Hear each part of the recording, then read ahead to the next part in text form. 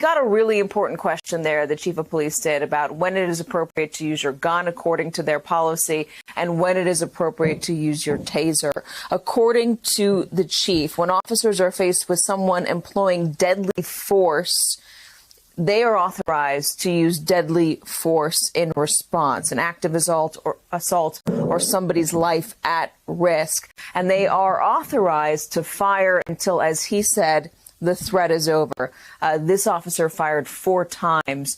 We do have one of those videos. We are working to turn it around. We should have it for you momentarily. So stay with us for that.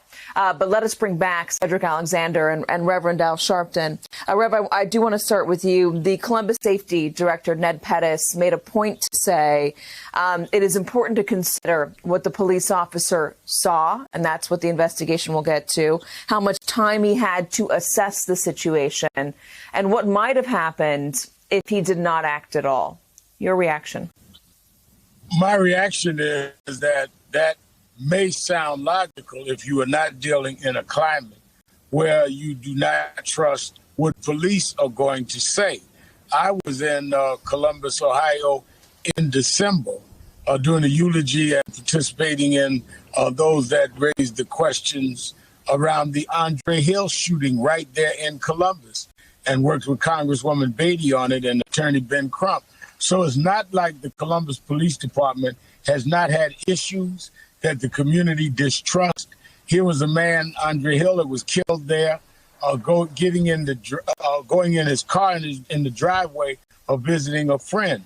So we are dealing with people that may sound logical, but the question is to the community, are they believable?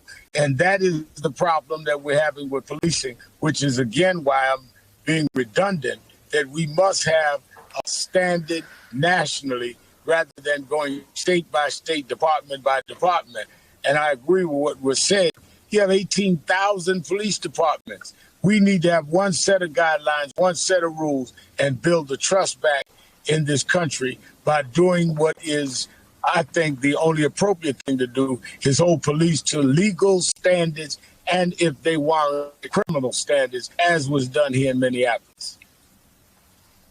So, Ned, let's talk about another thing that the police chief was asked and an answer he gave. A lot of people ask this question of police: why don't you shoot to injure or to immobilize? Why do you shoot to kill?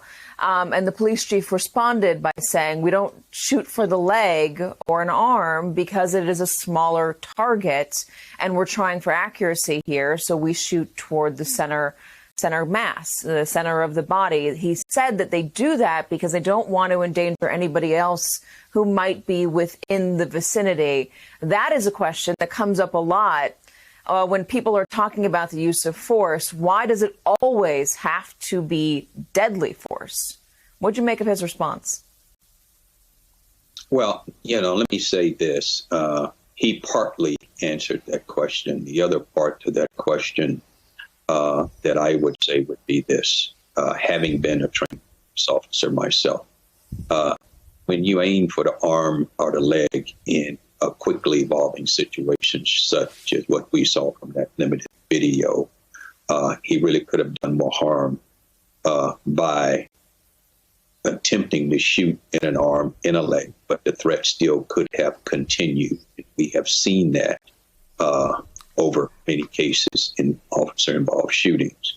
Now, the tragedy of all this is that regardless whether that child had been shot in the leg or the arm or center mass to stop the threat, it was a tragedy. And that is something that is going to be very hard for the American people to take their eye off of.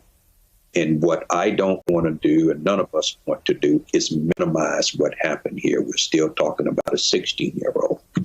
And we can go back, our city mayor and all of them can go back and talk about what they need to do to engage young people, et cetera, et cetera, et cetera. But the fact of the matter is there's so many elements in our communities and cities across this country that are broken that we can't put the blame in just one place. Not only do we have to hold police responsible, I will say we also have to hold the same people who hire these chiefs and these police officers responsible. That's elected officials. because they're in Columbus, as you heard Reverend Al relate to. They have had some other issues in that city and issues around mistrust.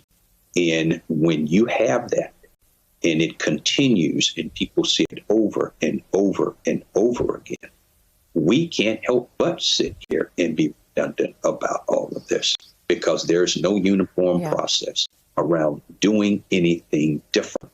And that becomes the problem in all of this. It's a tragedy, period, that we all wish had not happened. Hey, thanks for watching our YouTube channel. You should know that you can follow today's top stories and breaking news and catch up on your favorite MSNBC shows all in one place.